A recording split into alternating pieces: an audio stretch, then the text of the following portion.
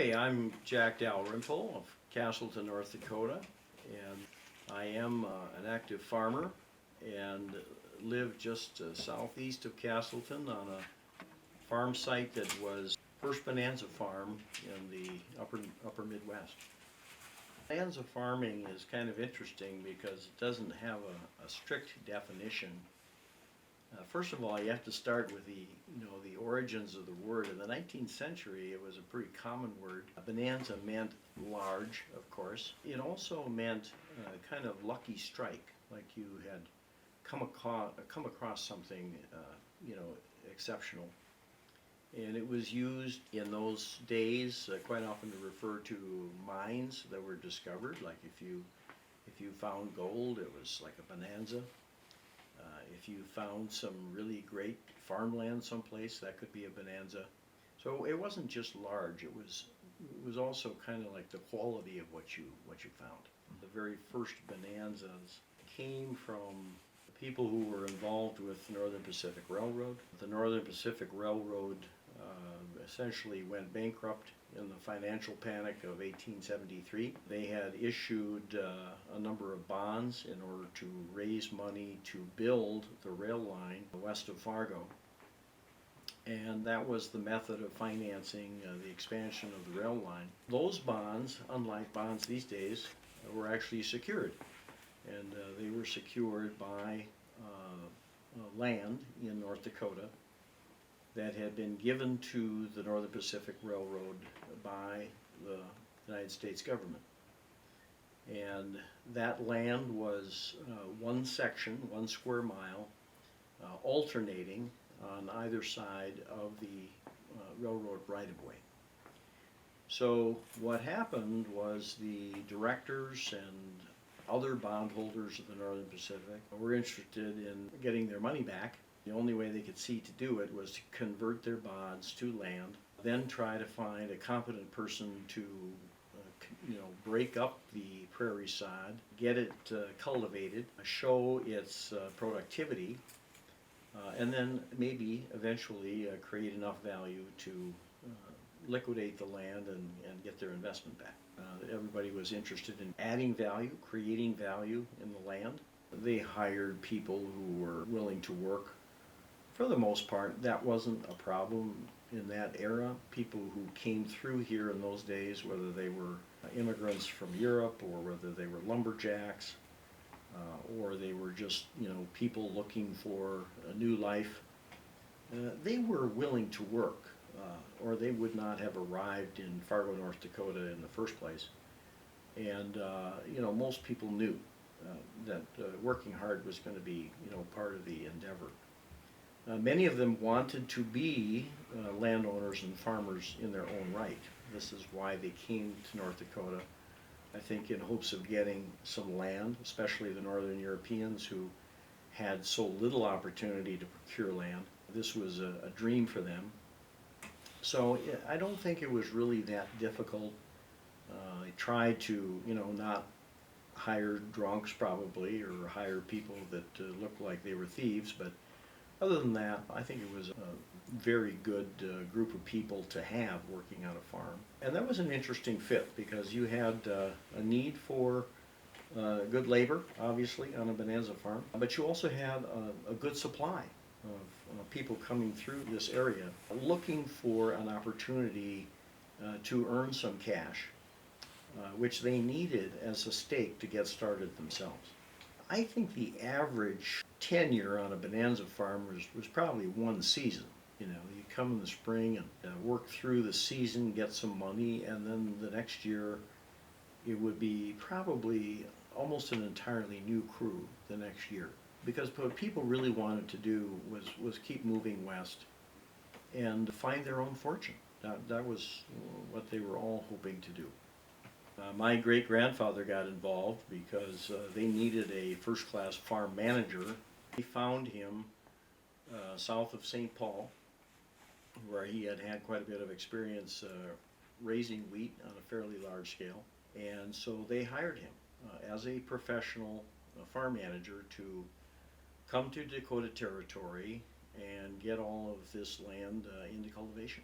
Wheat was the food of the world at that time. Bread had become a staple throughout Europe and the United States.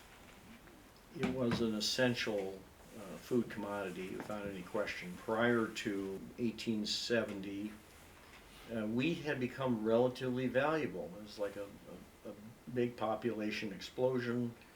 There was a lot of mouths to feed. And wheat eventually, about the time the bonanzas began, had a market value at that time of approximately $4 a bushel. The cost of raising an acre of wheat was originally approximately $8 an acre. So there was a tremendous potential for profit in wheat growing. And the only missing ingredient was, did you have land, good enough to produce a decent yield?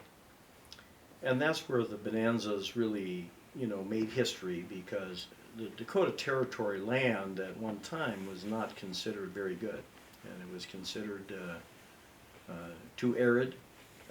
The season was considered too short. People did not think that it would be very suitable for successful agriculture. And of course, what Oliver Dalrymple proved in 1876, the year of his first crop, was that he could raise 35 bushels per acre of wheat over a large number of acres.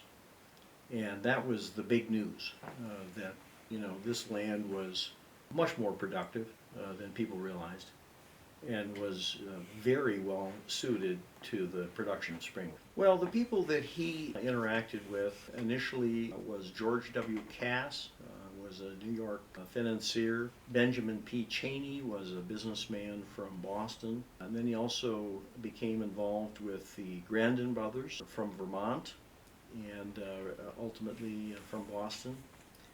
They had railroad bonds. There were others along the way later. Frederick Billings, for whom Billings, Montana was named, and other early investors in the upper Midwest tended to be people who had invested in railroad bonds. So he knew those people, had business relationships with them, and he eventually became involved in farming himself by essentially being paid for his services with land. Well, logistics was a problem from the very start. Of course, it was great news that there was a railroad that brought the supplies into the area, and then took the production out of the area back to the markets in Minneapolis and Duluth, and that was essential. The wheat had to get to the mills in Minneapolis and Duluth in order to get paid. So that was critical. But it also became the problem. All farmers, including bonanza farmers, were totally captive of the railroad. That was really the only way to market their grain. And eventually became a big problem, because railroad freight rates got very high and really began to cut into farmer profits. Oliver Dalrymple, in one famous story, got at odds with the Northern Pacific Railroad in a big way, tried to negotiate lower freight rates, was not successful, and in order to show them who was boss, he bought 100 grain tanks, fastened them up with a team of horses on each one, and proceeded to walk his entire wheat crop to Duluth Superior. Obviously, he felt very strongly that he needed to demonstrate to the railroad there was another way for him to transport his wheat other than the railroad. I've got a feeling he decided it wasn't a good idea in the end. Walking wagons from Castleton to Duluth in those days was no simple task, and I don't think he ever did it again. But it just demonstrates, the tremendous strain that there was, between the producers and the railroad at that time. I think it was a coincidence of events and technology, yes, and especially the combination of, unusually high values for wheat at a time that they discovered a whole new region of high productivity. combined with a breakthrough in technology, combined with breakthroughs in milling technology that allowed the millers to actually make a superior flour from Dakota Territory spring wheat.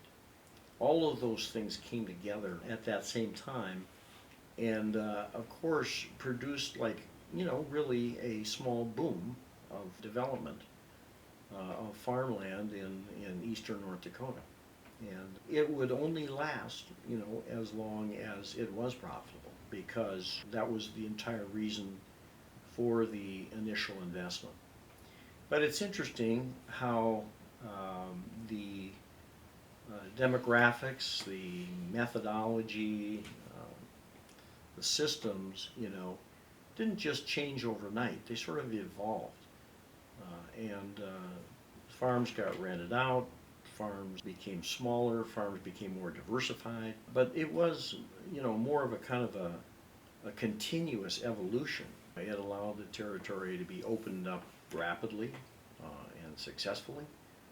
Certainly drew attention to the opportunity that was here that maybe had not been realized before.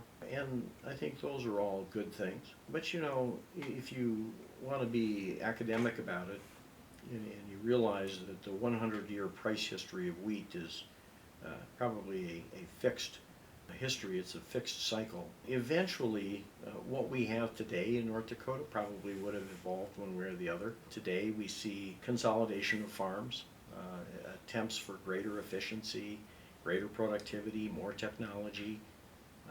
These are the same forces at work that have always been at work.